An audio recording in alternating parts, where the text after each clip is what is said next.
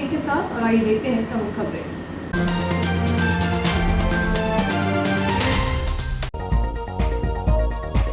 मध्य प्रदेश में 30 lakh metric ton गेहूं का होगा निर्यात। 14 मई को रवाना होगा पहला जहाज। यूक्रेन युद्ध के चलते विदेशों में बढ़ी है गेहूं की मांग। किसानों को पहली बार समर्थन मूल्य से अधिक मिला गेहूं का दाम। 1 किलोमीटर की दूरी 1 से 1.5 घंटे में तय कर रही आमला इटारसी मेमू ट्रेन। भीषण गर्मी में यात्रियों की फजीहत। प्लेटफॉर्म पर जगह नहीं मिलने से जुझारपुर कैबिन में प्रतिदिन 1 से 1.5 घंटे खड़ी हो रही मेमू ट्रेन। जिले में एक बार फिर कोरोना की दस्तक। केसला जनपद में 3 और पंचायतों का हुआ विस्तार। किसानों की समस्याओं के निराकरण के लिए सौंपा ज्ञापन। और किसानों को 30 मई तक मिलेगा नहर से पानी। और अब खबरें विस्तार से। प्रदेश के किसानों को समर्थन मूल्य से अधिक गेहूं के दाम दिलाने और प्रदेश में गेहूं की निर्यात नीति को बढ़ाने के लिए प्रदेश सरकार ने पहल की है। 14 मई को पहला जहाज विदेश के लिए रवाना होगा। यूक्रेन युद्ध के चलते विदेशों में गेहूं की मांग बढ़ गई है। यह बात अल्प प्रवास पर इटारसी पहुंचे कृषि मंत्री कमल पटेल ने कही। इस दौरान उनके साथ क्षेत्रीय विधायक डॉक्टर सीताशरण शर्मा भी मौजूद रहे। मध्य प्रदेश शासन के कृषि मंत्री कमल पटेल अल्प प्रवास के लिए इटारसी पहुंचे थे। यहाँ रेस्ट हाउस पर विधायक डॉक्टर सीताशरण शर्मा, वरिष्ठ भाजपा नेता जगदीश मालवीय एवं अन्य भाजपा नेताओं ने उनसे मिलकर संबंधित विषयों पर चर्चा की। इसके बाद वह ट्रेन से रवाना हो गए। इसके पूर्व मंत्री श्री पटेल ने जियो हैप्पी न्यूज से बातचीत करते हुए कहा कि प्रदेश के किसानों की आय बढ़ाने के लिए पहली बार निर्यात नीति को बढ़ावा दिया है। पहली बार किसानों को समर्थन मूल्य से अधिक कीमत मिली है। उन्होंने कहा कि यूक्रेन युद्ध के कारण विदेशों में गेहूं की मांग बढ़ी है। मध्य प्रदेश में उच्च गुणवत्ता का गेहूं होता है। यही वजह है कि मध्य प्रदेश के साथ दूसरे प्रदेश के व्यापारी भी गेहूं खरीदने के लिए आ रहे हैं। प्रदेश से 30 लाख मीट्रिक टन गेहूं निर्यात करने का लक्ष्य रखा गया है। 14 मई को पहला जहाज रवाना होगा, जिसे वह स्वयं झंडी दिखाने के लिए जाएंगे। प्रदेश सरकार ने रबी एवं खरीफ की फसल के अलावा तीसरी फसल के रूप में मूंग के उत्पादन को बढ़ावा दिया है, ताकि किसान सुदृढ़ हो सके। मूंग की फसल से पिछले वर्ष किसानों को 4000 करोड़ की अतिरिक्त आय हुई है। मंत्री श्री पटेल के अनुसार मूंग को बढ़ावा देने से किसानों को लाभ तो होगा ही, साथ ही मजदूरों को रोजगार मिलेगा। कृषि केंद्रों को भी फायदा पहुंचेगा। इस बार भी मूंग के लिए किसानों को पर्याप्त पानी देने के लिए नहर में भरपूर पानी छोड़ा गया है, जिससे नर्मदापुरम और हरदा जिले में मूंग का बम्पर उत्पादन होने की संभावना है। प्रधानमंत्री नरेंद्र मोदी के निर्देश पर प्राकृतिक खेती पर जोर दिया जा रहा है। रासायनिक खाद भूमि को बंजर बनाने के साथ ही पर्यावरण को भी प्रदूषित कर रही है, लोगों को भी नुकसान पहुंचा रही है।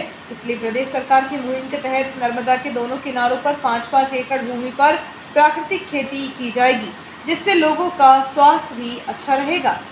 रूस और यूक्रेन युद्ध के कारण पूरी दुनिया में गेहूं की डिमांड बढ़ी है और उसका लाभ भारत को और विशेष करके मध्य प्रदेश को मिल रहा है, क्योंकि मध्य प्रदेश में अच्छी क्वालिटी का गेहूं उत्पादन होता है।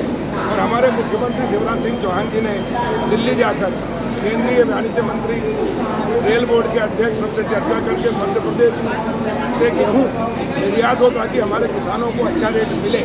इसके लिए हमने जो निर्यात करेंगे व्यापारी या जो फर्म है कंपनी, उसको हमने मंडी टैक्स से छूट दी है। और इसलिए मध्य प्रदेश में बड़े पैमाने पर देश के अन्य प्रदेशों के और विदेश के भी व्यापारी आ रहे हैं, खरीदी कर रहे हैं, जिससे गेहूं का रेट बढ़ा है समर्थन मूल्य के ऊपर।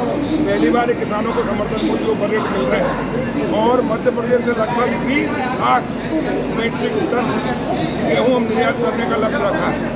अभी तक पोर्ट पर 5 लाख मीट्रिक टन से अधिक मध्य प्रदेश से गेहूं जा चुका है। और अभी पहली इजिप्ट, मिस्र, वहाँ की सरकार ने भी, वहाँ की कंपनी आई थी, उन्होंने खरीदा। पहली जो रेक जा रही है, जो जहाज जा रहा है कांडला से, वो 14 तारीख को रवाना होगा और मैं स्वयं उसको हरी झंडी दिखाकर रवाना करूँगा। या तो भौतिक रूप से पहुँचूंगा, नहीं तो वर्चुअल करेंगे। माननीय मुख्यमंत्री जी के प्रयास से मध्य प्रदेश को यह अच्छा अवसर मिला है और उसे किसानों को लाभ हो रहा है। किसानों को समर्थन मूल्य से ऊपर रेट मिल रहा है। साथ ही हम चने की खरीदी भी बड़े पैमाने पर कर रहे हैं। 8.5 लाख मीट्रिक टन से अधिक हम चना खरीदा है। पहले 25 कुंटल की सीमा थी, वो हमने हटवा दी है। 40-40 का थी। पहली बार का मैसेज लगभग सब किसानों को पहुँच गया। अब दूसरा 40 कुंटल का, फिर 40 प्रकार लगातार किसान 120 कुंटल दे सकता है, जिससे कि किसान को समर्थन मूल्य पर चना बेचने में कोई दिक्कत नहीं आए, क्योंकि बाजार में और समर्थन मूल्य में 400-500-700 रुपये का अंतर है। और इसलिए पूरा चना समर्थन मूल्य में आ रहा है और सरकार बड़े पैमाने पर खरीदने में खरीदी केंद्र भी बढ़ाए हैं, हमने कांटे भी बढ़ाए हैं और सीधे वेयर हाउस पर खरीदी कर रहे हैं, जिससे किसानों को बहुत सुविधा है। किसान इस समय प्रसन्न कमल की तरह खिल रहा है। और मोदी जी का जो संकल्प है कि 2022 में किसान की आय दोगुना करना, उसमें भी मध्य प्रदेश अग्रणी है। मध्य प्रदेश में किसान की आय दोगुना करने की ओर अग्रसर कदम बढ़ाया। हमने चना, सरसों, मसूर की फसल गेहूँ से पहले आती है, मार्च में खरीदी शुरू की 21, और उसके कारण किसानों को पिछली बार हमने 12,000 करोड़ रुपए ज़्यादा दिलाए। जो मुट्ठी भर व्यापारी और उद्योगपति कमाते थे वो किसान की जेब में गए। इस बार भी हमने 21 मार्च से शुरू कर दी। उसके कारण समर्थन मूल्य पर किसान चना बेच रहा है और उसको समर्थन मूल्य का लाभ मिल रहा है। हमने मूंग की फसल चाहे किसी गर्मी की ग्रीष्मकालीन जो 7 दिन की होती है, दवा देने का पानी भरवा कर हरदा और नर्मदापुरम जिले में पानी दे रहे हैं। पर्याप्त पानी मिल रहा है और जिससे लगभग 4,000 करोड़ की जो किसान को एक अतिरिक्त आय है। इससे मजदूरों को भी रोजगार मिल रहा है, इससे खाद की दवाई की दुकान भी चल रही है। और जब किसान की जेब में पैसा होगा तो व्यापार व्यवसाय उद्योग भी अच्छे चलेगा, बाजार में रौनक रहेगी और किसान की आय दोगुना करने में हम पिछले बार भी सफल हुए, 2 साल से इस बार भी सफल हो रहे हैं। इस प्रकार हमारा किसान बहुत संपन्न और खुशहाल है और इसलिए प्रधानमंत्री का सपना मध्य प्रदेश में हम पूरा करने में सफल हुए हैं। और इसलिए कृषि मंत्री बाद में पहले किसान, और इसलिए किसानों के हित में हमने निर्णय लिए हैं। उससे मुझे संतोष है कि मेरा कृषि मंत्री बनना सफल नहीं सार्थक हो गया। मंत्री जी, आपने इटारसी में ऑडिटोरियम के लिए भी माननीय विधायक आज माननीय डॉक्टर सीतासरन शर्मा जी मेरे बड़े भाई हैं, हमारे वरिष्ठ विधायक हैं, हमारे पूर्व विधानसभा अध्यक्ष हैं, हमारे मार्गदर्शक हैं। आज वो मंडी में गए थे मीटिंग लिए, उन्होंने हम्मालों, तुलावटी और किसानों व्यापारियों की मीटिंग कराई। उन्होंने निर्धारित किया, फिर उन्होंने मुझसे से चर्चा की। मैंने उनको पूछा कि आपके क्षेत्र में क्या है ऑडिटोरियम की, तो यहाँ तो एक ऑडिटोरियम है लेकिन होशंगाबाद में नहीं है, नर्मदापुरम में। तो हमने उनको कहा और भी जो डॉक्टर साहब बोलेंगे मंडी के अंदर किसानों की सुविधा की वो सारी सुविधाएँ उपलब्ध कराई जाएंगी। किसान सम्मान करेंगे। और अभी हम मध्य प्रदेश में प्राकृतिक खेती को बढ़ावा देंगे, क्योंकि पेस्टिसाइड और रासायनिक खाद से हमारी भूमि भी बंजर हो रही है, पर्यावरण प्रदूषित हो रहा है, नदियाँ में जो पेस्टिसाइड जाता है, खाद जाता है, उससे वो भी प्रदूषित हो रहा है, पानी जल भी, और मनुष्य के जीवन में भी स्लो पॉइजन हो रहा है। तो सब्जियों में और मूंग में इसमें जो पेस्टिसाइड डालते हैं, जिससे जो खाने से पहले मूंग की दाल खाने से व्यक्ति बीमार को देते तो स्वस्थ होता, तो स्वस्थ को खिला दो तो बीमार होता। और इसलिए हमारी प्राथमिकता भारत सरकार की शुद्ध अनाज उत्पादित हो, ताकि हमारी भूमि बचे, पर्यावरण बचे और लोगों का जीवन बचे। और इसलिए प्रधानमंत्री ने प्राकृतिक खेती को बढ़ावा देने के लिए एक अभियान चलाया। इस साल से भारतीय प्राकृतिक कृषि पद्धति प्रारंभ कर रहे हैं, जिसमें मध्य प्रदेश आमला इटारसी मेमू ट्रेन जुजारपुर तक तो अपने निर्धारित समय से आ जाती है, लेकिन इसके बाद 1 किलोमीटर की दूरी तय करने के लिए 1 से 2 घंटे लग जाते हैं। वह इसलिए क्योंकि जंक्शन के प्लेटफॉर्म खाली नहीं होने के कारण उसे जुजारपुर कैबिन में रोकना पड़ता है, जहां भीषण गर्मी में यात्रियों को परेशान होना पड़ रहा है। रेलवे ने आमला से इटारसी और इटारसी से आमला जाने वाले यात्रियों की सुविधा को देखते हुए मेमू ट्रेन चलाई है। यह ट्रेन प्रतिदिन आमला से सुबह 8 बजे रवाना होती है, जिसका इटारसी पहुंचने का समय दिन में 11:35 पर है। लेकिन ट्रेन अपने निर्धारित समय पर कभी भी इटारसी जंक्शन के प्लेटफॉर्म पर नहीं पहुंच पाती, इसलिए उक्त मेमू ट्रेन को जुझारपुर केबिन पर 1 से 1.5 घंटे तक रोकना पड़ रहा है। अक्सर ऐसे हालात बनते हैं जिससे यात्रियों की फजीहत होती है। यात्रियों के अनुसार भीषण गर्मी का दौर जारी है। जुझारपुर केबिन के पास ट्रेन रोकने के कारण यहां पानी तक से मोहताज होना पड़ता है, वहीं समय पर अपने गंतव्य तक नहीं पहुंच पाते। स्थानीय प्रबंधन के अनुसार प्लेटफॉर्म पर जगह नहीं होने के कारण ट्रेन को जुझारपुर केबिन पर खड़ा रखना मजबूरी है, क्योंकि उस दौरान लंबी दूरी वाली ट्रेनों के आने के कारण प्लेटफॉर्म पर जगह नहीं मिल पाती। वहीं उक्त ट्रेन को प्लेटफॉर्म क्रमांक 1 पर इसलिए नहीं लाया जा सकता क्योंकि इस प्लेटफॉर्म से साइडिंग पहुंचाने के लिए कोई लाइन नहीं है। ऐसे में अक्सर यह ट्रेन 12:30 बजे से 1 बजे तक इटारसी जंक्शन के प्लेटफॉर्म पर पहुंचती है। यात्रियों को प्रतिदिन हो रही समस्या पर रेलवे के संबंधित अधिकारियों का ध्यान नहीं है। हालांकि स्थानीय अधिकारियों की माने तो उक्त समस्या को लेकर रेलवे बोर्ड को पत्र भेजा जा चुका है। इस संबंध में जब भोपाल मंडल के पीआरओ सूबेदार सिंह से बातचीत की गई तो उन्होंने कहा कि मेमू ट्रेन क्यों समय पर जंक्शन पर नहीं पहुंचती, इसकी जानकारी ली जाएगी। यदि प्रतिदिन 1 से 1.5 घंटा आउटर पर रोका जा रहा है तो इसकी जानकारी संबंधित अधिकारियों को देकर समस्या का निराकरण कराया जाएगा। जिस तरह से गांधी मैदान से खेलकर बच्चे प्रांतीय और राष्ट्रीय स्तर पर चयनित हो रहे हैं, यह क्रम चलता रहे और इससे भी आगे अंतर्राष्ट्रीय स्तर पर हमारे यहाँ के खिलाड़ी पहुंचे। यह हमारे चहेते खिलाड़ी दीपक जेम्स के प्रति सच्ची श्रद्धांजलि होगी। यह भावनाएं उनकी प्रथम पुण्यतिथि पर गांधी मैदान में आयोजित श्रद्धांजलि सभा में विभिन्न वक्ताओं ने व्यक्त की। उल्लेखनीय है कि वरिष्ठ हॉकी खिलाड़ी दीपक जेम्स का पिछले वर्ष कोरोना के चलते नागपुर में उपचार के दौरान देहांत हो गया था। जिला हॉकी संघ ने दिवंगत दीपक जेम्स की प्रथम पुण्यतिथि पर श्रद्धांजलि सभा का आयोजन किया था, जिसमें न सिर्फ हॉकी के खिलाड़ी बल्कि अन्य खेलों के खिलाड़ी और गणमान्य नागरिकों ने भी पहुंचकर स्वर्गीय जेम्स को याद किया और उनके साथ बीते संस्मरण सुनाए। वक्ताओं ने उपस्थित करीब 1 सैकड़ा से भी अधिक बच्चों को दीपक जेम्स के संस्मरण सुनाए। वक्ताओं ने उपस्थित करीब 1 सैकड़ा से भी अधिक बच्चों को दीपक जेम्स के खेल, लगन, निष्ठा और मेहनत से अवगत कराते हुए कहा कि उनके मार्गदर्शन में कई खिलाड़ी तैयार हुए हैं। आप भी मेहनत करके आगे बढ़ो तो यही उनके प्रति सच्ची श्रद्धांजलि होगी। इस दौरान गांधी मैदान पर इटारसी हॉकी के खिलाड़ियों की 2 टीमें बनाकर उनके बीच श्री जेम्स की स्मृति में एक मैच भी कराया गया। कार्यक्रम में हॉकी होशंगाबाद के मार्गदर्शक एससी लाल, डीएचए के अध्यक्ष प्रशांत जैन, कार्यकारी अध्यक्ष शीरीष कोठारी, जयराज सिंह भानु, कोषाध्यक्ष सरबजीत सिंह सैनी, पूर्व अध्यक्ष राजेंद्र सिंह तोमर, सचिव Kanhaiya Guriyani, Gideon Alfred, Ravindra Joshi, doctor Tavish Arora, वरिष्ठ क्रिकेटर राकेश पांडे, उमेश त्रिवेदी, कांग्रेस अध्यक्ष पंकज राठौर, बार एसोसिएशन के अध्यक्ष संतोष गुरियानी, संजीव श्रीवास्तव मामू, निशांत ऑगस्टीन सहित वरिष्ठ युवा और नन्हे खिलाड़ी मौजूद थे। कृषिपल मंडी के सभा कक्ष में विधायक डॉक्टर सीताशरण शर्मा की उपस्थिति में एक बैठक आयोजित की गई। इस अवसर पर हमाल तुलावटियों की समस्या का निराकरण किया गया।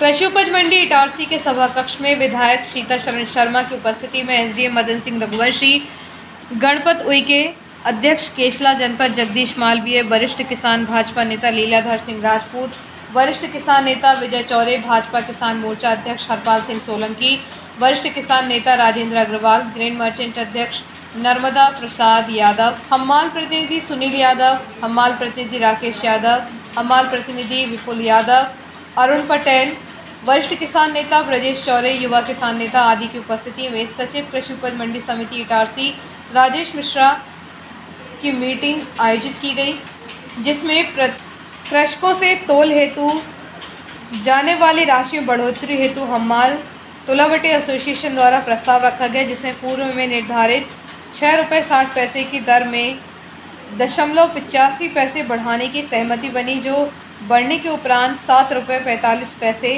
प्रति बोरा की दर रहेगी।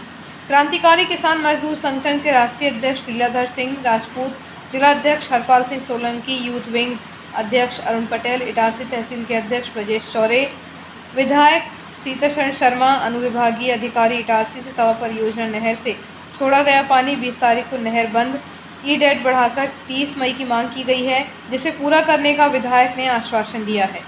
राष्ट्रीय राज्य कर्मचारी संघ एवं जीईएनसी के राष्ट्रीय आह्वान पर मध्य प्रदेश राज्य कर्मचारी संघ भोपाल के निर्देशानुसार पूरे प्रदेश में पुरानी पेंशन बहाली के लिए चरणबद्ध 1 दिवसीय आंदोलन एवं तहसील स्तर पर ज्ञापन 5 मई को दिया गया। साथ ही जिला स्तरीय आंदोलन एवं ज्ञापन 12 मई 2022 को दिया जाएगा।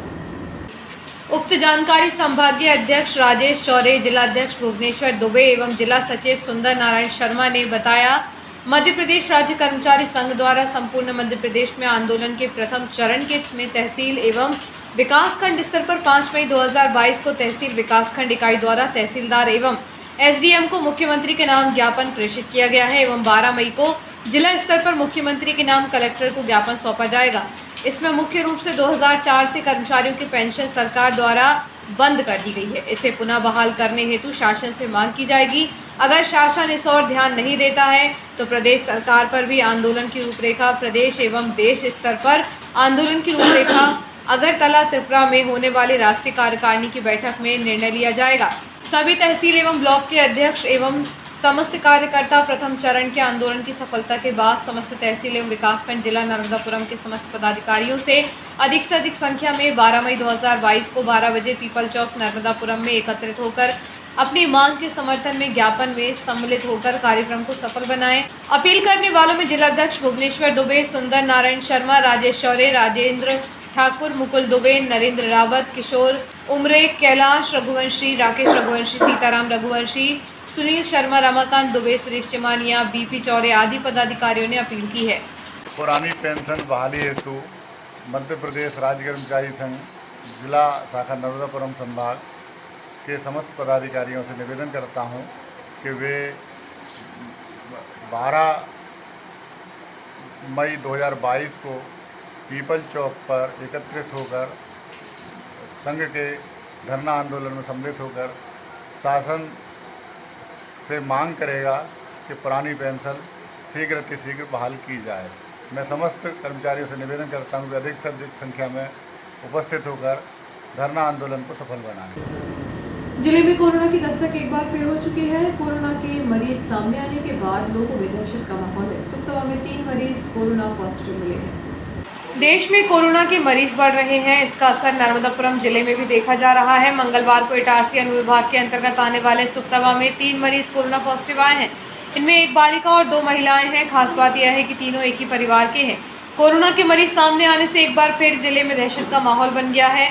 तीनों मरीजों को प्रशासन ने आवश्यक दवाएं उपलब्ध कराकर उन्हें होम क्वारंटाइन किया है।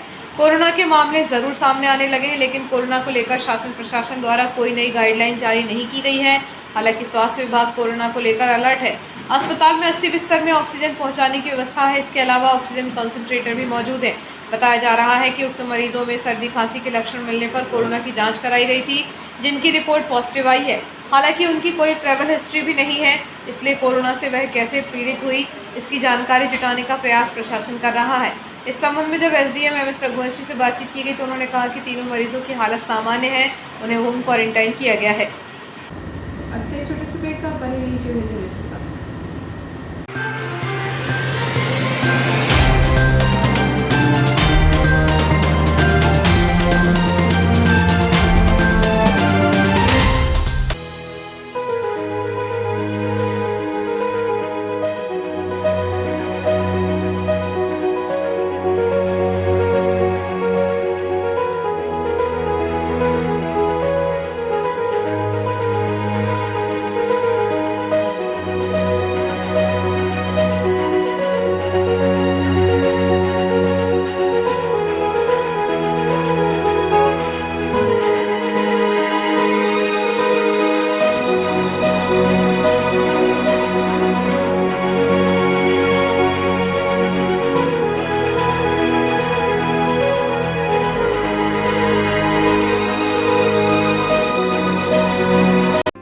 हाय, दिस इज सुधा चंद्रन। और जब भी मैं डांस करती हूँ तो मेरे दिल के अंदर जो खुशी की लहर दौड़ती है वो काफी है मेरे चेहरे पर, वो चमक बिखेरने के लिए।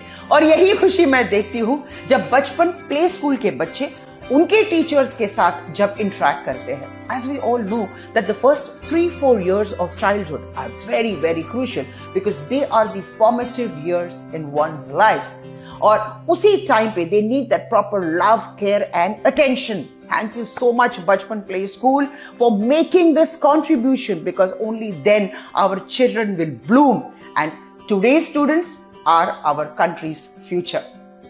बस इतना ही नहीं, पूरे भारतवर्ष में 1100 बचपन प्ले स्कूल्स है जो यही काम कर रहे हैं, जो हमारे बच्चों के भविष्य को तैयार कर रहे हैं।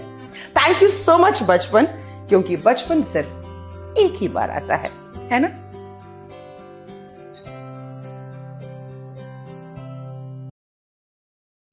MGM School believes that a better tomorrow lies in the young minds of children.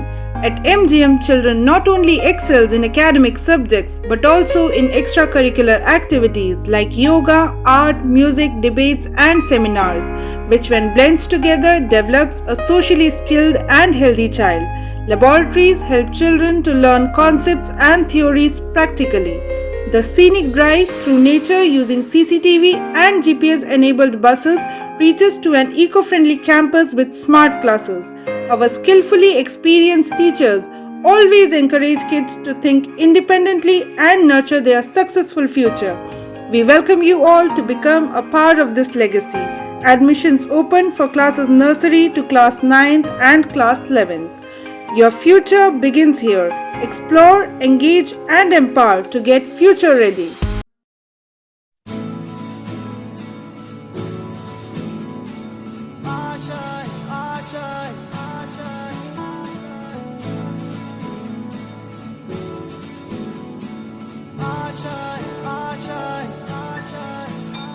कुछ पाने की हो आस आस, कोई अरमा हो जो खास खास आशाएं, हर कोशिश में हो बार बार करे दरियाओं को आर पार आशाएं,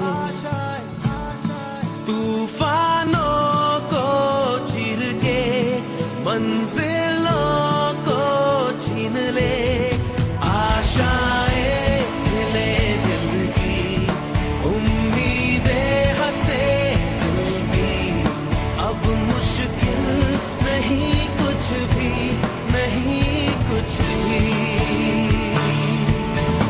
आशाएं ले दिल की, उम्मीदें हंसे दिल की, अब मुश्किल नहीं कुछ भी, कुछ पाने की हो आस आस, कोई अरमा हो जो खास खास आशाएं, हर कोशिश में हो बार बार करे दरियाओं को आर पार आशाएं, तूफानों को चीर के मंजिलों को।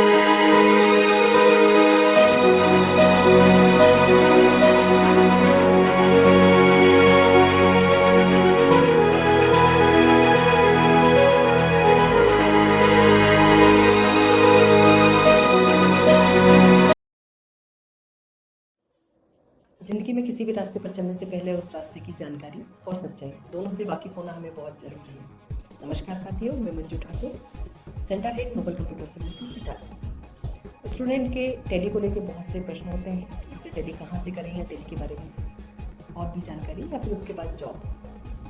इन्हीं सारे प्रश्नों को लेकर मैं आपके सामने आज आई हूँ। हो सकता है ये आपके भी प्रश्न हो, इसलिए इस वीडियो के अंत तक आप मेरे साथ बने रहिएगा। सबसे पहला प्रश्न होता है कि हम टैली किसी भी सेंटर से करें क्या फ़र्क पड़ता है। इसके विषय में मैं आपको बताना चाहूँगी कि टैली सॉल्यूशन प्राइवेट लिमिटेड वो कंपनी है जिसने कि टैली बनाया था, और जिसने बनाया और वही जब एजुकेशन देना चाहे तो इसके लिए उन्होंने अपने हर जिले में अधिकृत TIL स्टार्ट किए। नोबल कंप्यूटर सर्विसेज पिछले 19 वर्षों से करीबन 10,000 स्टूडेंट को टैली सिखाकर एक भरोसेमंद और मनपसंद नाम बना हुआ है। तो जब आपकी शहर में अधिकृत टैली सेंटर है तो फिर कहीं आप एजुकेशन लेने और क्यों जाओगे, क्योंकि आप टैली के लिए एकदम नए होते हैं। तो जिस सॉफ्टवेयर पे आप प्रैक्टिस कर रहे होते हैं तो आपको नहीं पता होता है कि असली या नकली। मैं बात कर रही हूँ लाइसेंस वर्जन या लाइसेंस सॉफ्टवेयर और पायरेटेड सॉफ्टवेयर की। इन दोनों में फीचर्स की बात करूँ तो करीबन 30 से 40% का अंतर होता है, जो कि स्टूडेंट समझ नहीं पाता है। इसके अलावा बहुत से सेंटर ऐसे होते हैं जो कि एजुकेशन वर्जन पर टैली की प्रैक्टिस कराते हैं। इन्हीं दोनों चीज़ों से बचने के लिए आपको अधिकृत सेंटर पर आना चाहिए, जहां पर कि लाइसेंस वर्जन पर इन्वेंट्री और अकाउंटिंग के सारे फीचर्स प्रॉपर वर्क करते हैं, जो कि अब आपको सीखना है। अधिकृत सेंटर से ऑनलाइन एग्ज़ाम पास करने के बाद स्टूडेंट को वेरीफाइबल सर्टिफिकेट मिलता है। इस सर्टिफिकेट को कोई भी टैली एजुकेशन की वेबसाइट पर जाकर सर्टिफिकेट नंबर से वेरीफाई कर सकता है। स्टूडेंट के बारे में सारी इन्फॉर्मेशन उसको मिल जाएगी। इसके अलावा सर्टिफिकेट की यदि वैल्यू बोलूँ तो इंडिया में सभी जगह एक जैसी होती है। प्लेसमेंट की यदि हम बात करें तो टेली ने अपने स्टूडेंट को ऑनलाइन पोर्टल प्रोवाइड किया हुआ है जिस पर स्टूडेंट का आईडी होता है। यह आईडी टेली करने के बाद भी स्टूडेंट के सेंटर से जाने के बाद भी एक्टिव होता है। इसी पोर्टल से स्टूडेंट को जॉब के ऑफर्स आने वाले हैं और इसी पोर्टल पर स्टूडेंट के लिए अपडेट्स होंगे, मॉक टेस्ट होंगे और लाइब्रेरी की सुविधा भी होगी। इंडस्ट्री प्रिफर्ड करिकुलम ये पहचान है अधिकृत सेंटर की, जिसके अंतर्गत ई कंटेंट या ई बुक बोले और वर्कबुक स्टूडेंट को देते हैं। अपडेट वर्जन पर ट्रेन फैकल्टी के बीच वर्कबुक से रेगुलर स्टूडेंट प्रैक्टिस करते हैं। टीचिंग मेथड की बात करूं तो 70% स्टूडेंट को प्रैक्टिकल और 30% थ्योरी पे ज़्यादा ध्यान दिया जाता है। यदि मैं जॉब की बात करूं तो हर साल इंडिया में करीबन 13 लाख जॉब MSMEs में जनरेट होती है और जिनमें से हर 7वीं जॉब टेली अकाउंट्स और फाइनेंस के लिए होती है। इसके अलावा टेली ने अकाउंट्स के क्षेत्र में मार्केट का 95% भाग कैप्चर करके रखा है।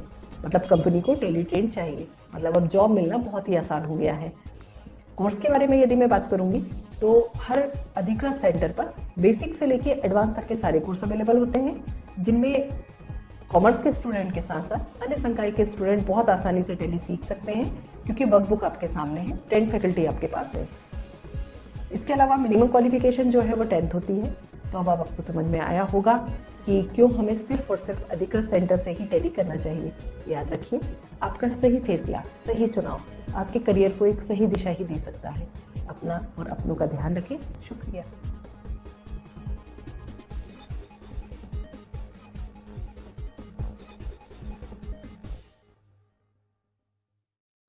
आपका विश्वसनीय चंचल ज्वेलर्स अब नए शोरूम में गोल्ड प्लेटेड आभूषणों एवं नए डायमंड ज्वेलरी के साथ 1 ग्राम और 2 ग्राम वाली सोने की 4 चूड़ियां एवं कंगन, 1 ग्राम और 2 ग्राम वाला सोने का मंगलसूत्र, हार, करदौना, चैन, झुमके, बाजूबंद और सभी प्रकार के गहने, डायमंड सेट एवं एंटिक ज्वेलरी और फैंसी ज्वेलरी का अनुपम संग्रह।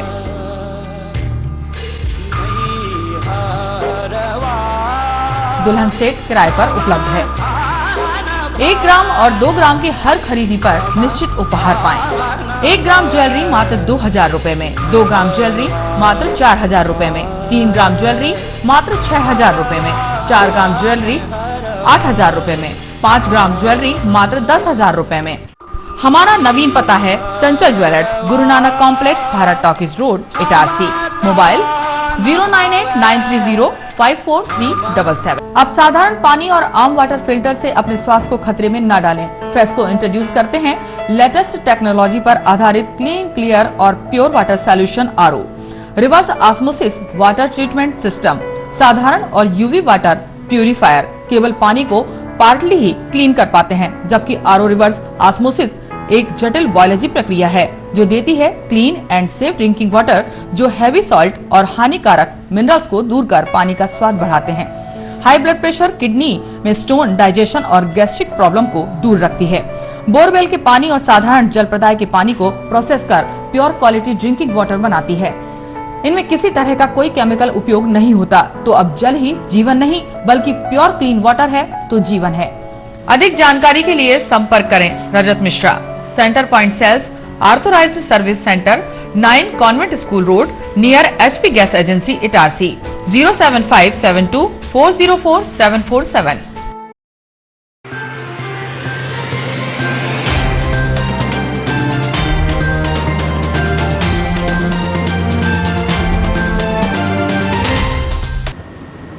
समाचारों में एक बार फिर आपका स्वागत है। आदिवासी विकास खंड केसला में अब तक 49 ग्राम पंचायतें थी, लेकिन अब 3 पंचायतों का और गठन किया गया है। उक्त तीनों पंचायतें चुनाव के बाद प्रभावशील होंगी। सतपुड़ा के किनारे बसे आदिवासी अंचलों को अन्य दूसरे स्थानों पर विस्थापित किया गया है। इन विस्थापित गांव के ग्रामीणों की सुविधा को देखते हुए 3 और पंचायतों को गठित करने की मांग की गई है। इनके गठन को लेकर सभी प्रक्रिया पूरी हो चुकी है, लेकिन अब यह चुनाव के बाद भी प्रभावशील होगी।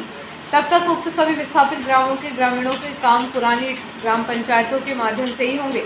इस संबंध में जब जनपद CEO वंदना कैथल से बातचीत की गई तो उन्होंने कहा कि नया वल्लूपुरा भाड़मूड़ और बांदरी ग्राम पंचायतें गठित हुई हैं। इन विस्थापित ग्रामों में जनपद को जनसंख्या को देखते हुए पंचायत का गठन किया गया है। आने वाले समय में ग्राम सरपंच के चुनाव के बाद ही अस्तित्व में आएंगी। केसला जनपद में 3 और पंचायतें जुड़नी हैं। यहाँ 52 ग्राम पंचायतें संचालित हैं। महाराणा प्रताप जयंती के मौके पर करणी सेना द्वारा हर्ष फायर की गई थी। इसका वीडियो वायरल होने के बाद पुलिस ने मामले को संज्ञान में ले लिया है। हर्ष फायर किसने किया है, इसकी जांच शुरू हो चुकी है।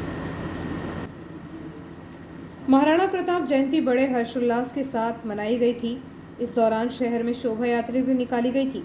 शोभा यात्रा में जमकर हर्ष फायर किए गए। हर्ष फायर के वीडियो सोशल मीडिया पर जमकर वायरल हो रहे हैं।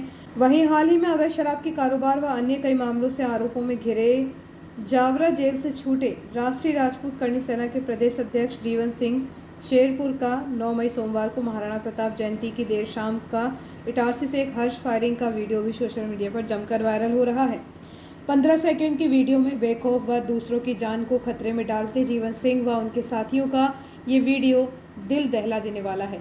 वीडियो के वायरल होते ही एक बार फिर जीवन सिंह की मुश्किलें बढ़ती नजर आ रही हैं। पूरे मामले में इटारसी एसडीओपी महेंद्र सिंह चौहान ने जांच के बाद कार्रवाई की बात कही है। दरअसल वायरल वीडियो में जीवन सिंह व उनके साथियों के पास जो हथियार नजर आ रहे हैं वो काफी हाईटेक हैं।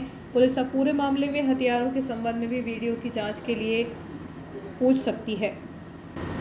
ब्लॉक कांग्रेस कमेटी केसला द्वारा किसानों एवं आमजनों की समस्याओं के निराकरण के लिए मंगलवार को अनुविभागीय अधिकारी के नाम एक ज्ञापन सौंपा गया। इस संबंध में ब्लॉक कांग्रेस कमेटी केसला के अध्यक्ष हेमचंद्र कश्यप ने कहा कि अनुविभागीय अधिकारी इटारसी को किसानों एवं ग्रामीणों की विभिन्न समस्याओं के निराकरण के लिए एक ज्ञापन सौंपा गया है। इस संबंध में ब्लॉक कांग्रेस कमेटी केसला के अध्यक्ष हेमचंद्र कश्यप ने बताया कि अनुविभागीय अधिकारी इटारसी को किसानों एवं ग्रामीणों की विभिन्न समस्याओं के निराकरण के लिए एक ज्ञापन सौंपा है। ब्लॉक कांग्रेस अध्यक्ष श्री कश्यप ने बताया कि इन दिनों ग्रामीण क्षेत्रों में अघोषित बिजली कटौती हो रही है। बिजली की कटौती से उपभोक्ता एवं किसान खासे परेशान हो रहे हैं। इसके साथ ही मूंग की फसल में सिंचाई के लिए किसानों की परेशानियों का सामना करना पड़ रहा है।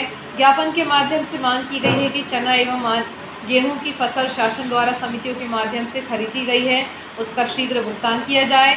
मूंग फसल सिंचाई के लिए नहर का पानी 30 मई तक दिया जाए। समर्थन मूल्य पर मूंग फसल खरीदी के लिए शासन द्वारा पंजीयन कराया जाए। इस अवसर पर ब्लॉक अध्यक्ष हेमचंद्र कश्यप, विजय बाबू चौधरी, पंकज पटेल, रामशंकर सोनकर, रंजीत पटेल, प्रेम चौरे, पदम चौरे, दीपक तिवारी, रंजीत ठाकुर आदि उपस्थित रहे। सिंसर क्लब द्वारा आयोजित ग्रीष्मकालीन क्रिकेट शिविर रेलवे इंस्टीट्यूट में आयोजित किया जा रहा है। मंगलवार को मध्य प्रदेश क्रिकेट एसोसिएशन के हेड कोच नंदकिशोर यादव तथा रणजी कैंप अटेंड किए सुमित पटेल शिविर में उपस्थित हुए। मंगलवार को मध्य प्रदेश क्रिकेट एसोसिएशन के हेड कोच नंदकिशोर यादव तथा रणजी कैंप अटेंड किए सुमित पटेल शिविर में उपस्थित हुए। इन दोनों लेजेंड खिलाड़ियों ने बच्चों के बीच रहकर उनके मन में उठ रहे विभिन्न सवालों के जवाब दिए। ऑफ स्पिन को कैसे खेलना है, लेग स्पिन को कैसे खेलना है, यह नंदकिशोर यादव ने प्रैक्टिकल करके बताया। इसके साथ ही side on action, chest on action, swing, natural swing, bowling में गति किस प्रकार प्राप्त की जाती है, यह रणजी कैंप किए सुमित पटेल ने बच्चों को करके बताया। इस दौरान बच्चों ने दोनों खिलाड़ियों की बातों को सुना तथा जो प्रैक्टिकल उन्होंने करके बताया उसे ध्यान से देखा। इस दौरान क्रिकेट की बारीकियां बच्चों को बताई गई। इस अवसर पर अभ्यास शिविर के संयोजक चेतन राजपूत को क्रिकेट कैंप में लगने वाली सहायता व उपयोग में आने वाले उपकरणों की सहायता करने का आश्वासन दिया। अभ्यास शिविर में केडी धार्मिक, कुलदीप रघुवंशी, नीलेश मोनू, नवीन शर्मा तथा सिंसियर क्लब के अन्य सदस्यों का तालियों से अभिवादन किया गया और कहा सिंसियर क्लब ने जो प्रतिभाओं को निकालने का बीड़ा उठाया है इसके लिए क्लब के फाउंडर मेंबर मंगलेश चौधरी को धन्यवाद दिया। और आइए देखते हैं प्रमुख खबरें एक बार फिर।